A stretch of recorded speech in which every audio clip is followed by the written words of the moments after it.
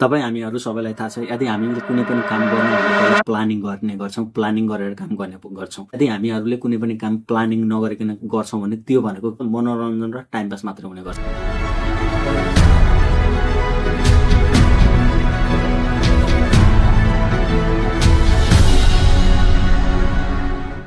नमस्ते, यहाँहरूलाई स्वागत छ मनी माइना नेपालमा। तपाईँहरूमाझ यो भिडियो लिएर आएको छु, कृपया यसलाई अन्तिमसम्म हेर्नुहोला। र आज म तपाईँहरूलाई चाहिँ आजको टपिकमा कुरा गर्नुपर्दा हामीले कुनै पनि काम प्लानिङ गर्नुपर्छ र प्लानिङ गर्यो भने हामीले कुनै पनि कुराहरूलाई नोट गरेर हामीले यो काम गर्छु र यो काम गर्नुपर्नेछ भनेर हामीले नोट गरेर त्यो नोटलाई बारम्बार हेर्ने, भिजुअलाइज गर्ने गऱ्यौँ भने हामीले त्यो कामलाई इजिली अगाडि बढाउन सक्छौँ र त्यो काम गर्नमा हाम्रो मानसिकताले र मनले चाहिँ अटोमेटिकली फोर्स गर्ने गर्छ जुन कामको लागि हामी काम गर्ने गर्छौँ। र त्यसको लागि हामीले प्लानिङ बनाउँछौँ र प्लानिङ बनाउनको लागि हामीले के गर्ने, कसरी बनाउने, उसले गर्नुपर्ने काम र यो वर्षभरिमा मैले यो कामहरू गर्छु र यो दिनमा यस्तो कामहरू गर्छु भनेर यदि तपाईँले कुनै पनि कामको नोट गर्नुभयो, नोट गरेर राख्नुभयो, तपाईँले प्लानिङ गर्नुभयो भने त्यो कामलाई तपाईँले इजिली ह्यान्डल गर्न सक्नुहुन्छ र त्यो काम गर्नको लागि तपाईँभित्र त्यो एउटा उत्सुकता जुन बढेर आउँछ त्यसको लागि चाहिँ हामी कुरा गर्नेछौँ। र मैले तपाईँहरूलाई भनेको थिएँ, तपाईँलाई पनि कामलाई प्लानिङ गरेर गऱ्यौँ भने त्यो काममा हामीले 100मा 70देखि 90%सम्ममा हामीले त्यो काम गर्नको लागि चाहिँ फोकस गर्ने गर्छौँ। र त्यसको लागि आज हामी त्यो विषयमा कुरा गर्नेछौँ।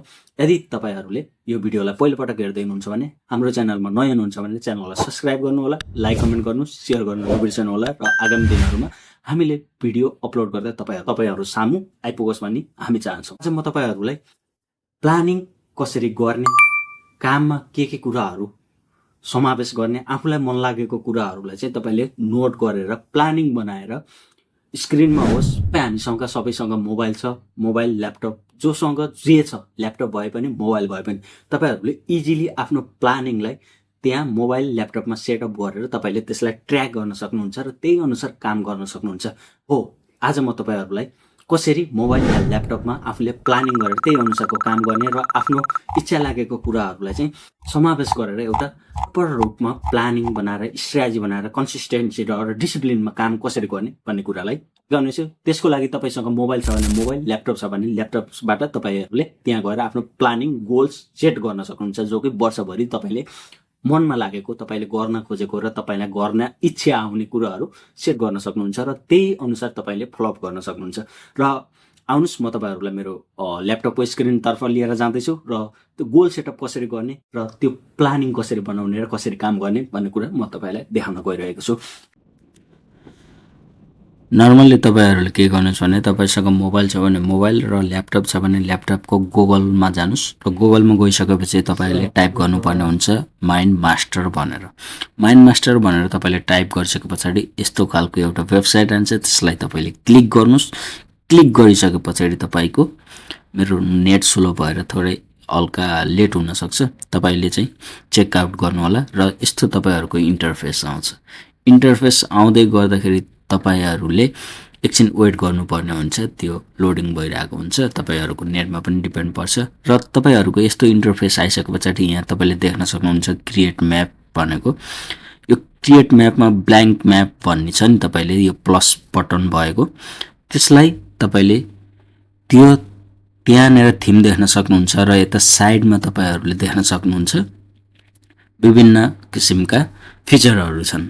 र तपाईँले यहाँ मैले देखाउनुछु तपाईँहरूलाई 2025 गोल्स भनेर मैले यो 2025मा मैले गर्न खोजेका कामहरू र मैले गर्न चाहेका कामहरूको चाहिँ गोल सेटअप भनेर गरेको थिएँ र त्यही कुराहरू हामीले बनाउनु पर्ने हुन्छ। र त्यसलाई कसरी गर्ने त तपाईँले देख्न सक्नुहुन्छ, यो 2025 गोल्स भनेर मैले यो गोल्स बनाएर सेटअप गरेको थिएँ, जुन कि मैले 2025मा आफ्नो लागि यो कुराहरू गर्छु भनेर मैले गरेको थिएँ। र तपाईँले यहाँ देख्न सक्नुहुन्छ यो गोल सेटअपमा के थियो भनेर म तपाईँलाई देखाउँदैछु। र यहाँनिर छ रिडिङ 3 फाइनेन्सियल बुक भयो, side hustle and interest sector भयो, र त्यसमा पनि के छन् त बुक के पढ्ने भने rich dad and poor dad, शेयरबाट करोडपति, गेट गुड विथ मनी र साइड हसल चाहिँ के गर्ने भन्ने कुराहरू थियो। र साइड हसलमा चाहिँ digital marketing, video editing, graphic designing यिनै कुराहरू पढेका थिए। र तपाईँले अब के गर्न सक्नुहुन्छ भने नर्मल्ली यो तपाईँले यी कुराहरू गरिसके पछाडि चाहिँ के हुन्छ, वाट क्यान वी इम्प्रुभ भन्ने भयो, अनि एक्सनहरू भयो। र यी कुराहरू सिके पछाडि तपाईँले के इम्प्रुभ गर्न सक्नुहुन्छ र के एक्सनहरू लिनुहुन्छ भन्ने कुराहरू। सो तपाईँले यो पर्पर एउटा 2025को लागि मैले आफ्नो लागि सेटअप गरेको गोल थियो र तपाईँहरूले यहाँबाट के सिक्न सक्नुहुन्छ भने यसलाई हामीले कसरी बनाउँछौँ त।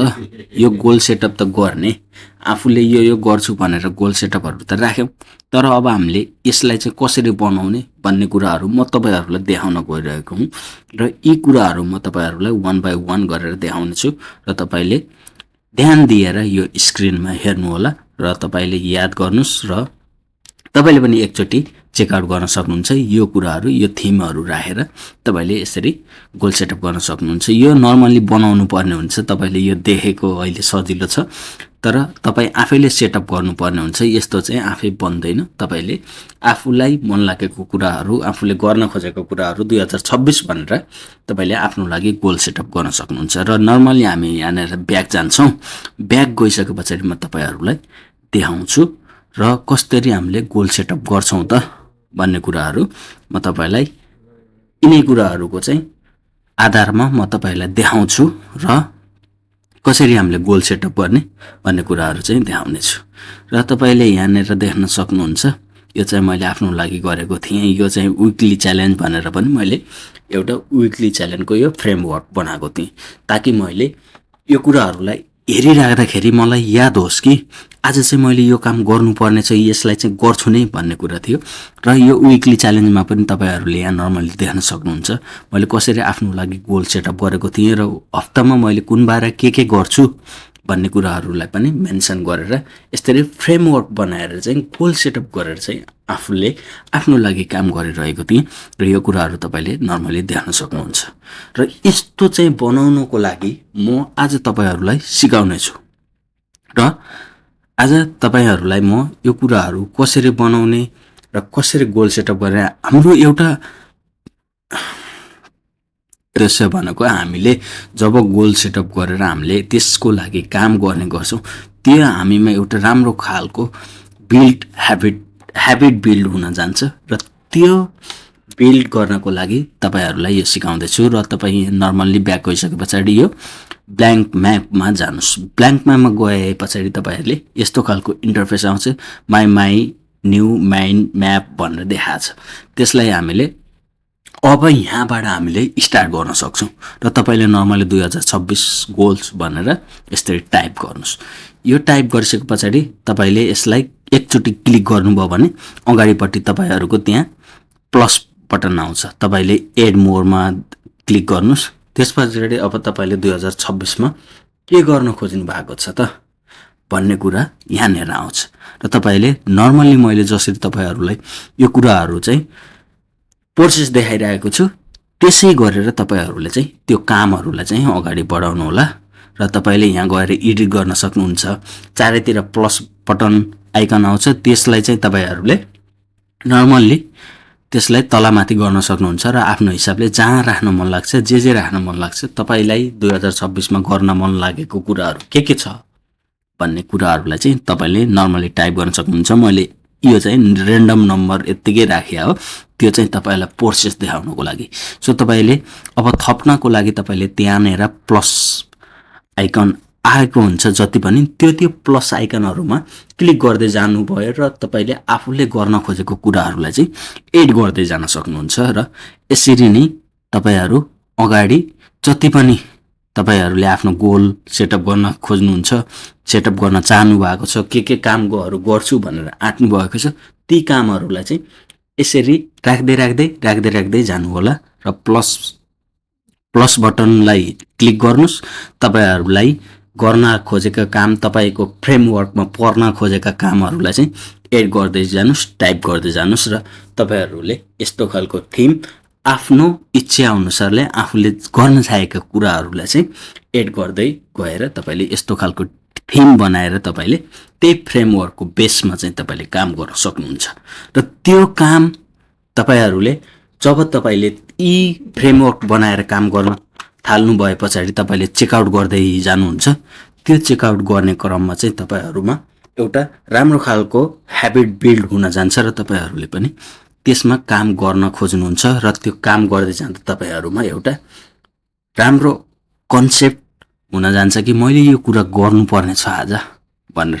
सो तपाईँले नर्मली देख्नुभयो, मैले तपाईँहरूलाई देखाइसकेँ कसरी हामीले गोल सेटअप गर्ने र कहाँ कहाँ जाने र कसरी हामीले आफ्नो लागि वर्षभरिको गोल सेटअप गरेर त्यही फ्रेमवर्क बनाएर त्यो कुराहरूमा चाहिँ काम गर्न सक्छौँ भनेर तपाईँहरूलाई मैले नर्मल्ली स्क्रिनमा चाहिँ देखाइसकेँ। र तपाईँहरूले नर्मल्ली के गर्नु भने मोबाइलमा पनि तपाईँ गुगलमा गएर चाहिँ यो माइन्ड मास्टर भनेर टाइप गरेर तपाईँले गुगलबाट पनि गर्न सक्नुहुन्छ। र धन्यवाद, यहाँसम्म तपाईँहरूले भिडियो हेरिदिनु भयो। तपाईँहरूले यो भिडियो कस्तो लाग्यो? यदि तपाईँहरूलाई यो भिडियो मन पर्यो भने तपाईँले आफ्नो लाइक कमेन्टको छोड्न नबिर्सनु होला र आगामी दिनहरूमा हामी फेरि यस्तै भिडियो लिएर आउनेछौँ। तपाईँ यदि हाम्रो च्यानलमा नयाँ हुनुहुन्छ भने हाम्रो च्यानललाई सब्सक्राइब गर्न नबिर्सनु होला। यति भन्दै यो भिडियोबाट बिदा हुन चाहन्छौँ। आगामी दिनहरूमा हामी फेरि भेट्नेछौँ। टिल देन हस्त, नमस्ते, take care, bye, have a nice day.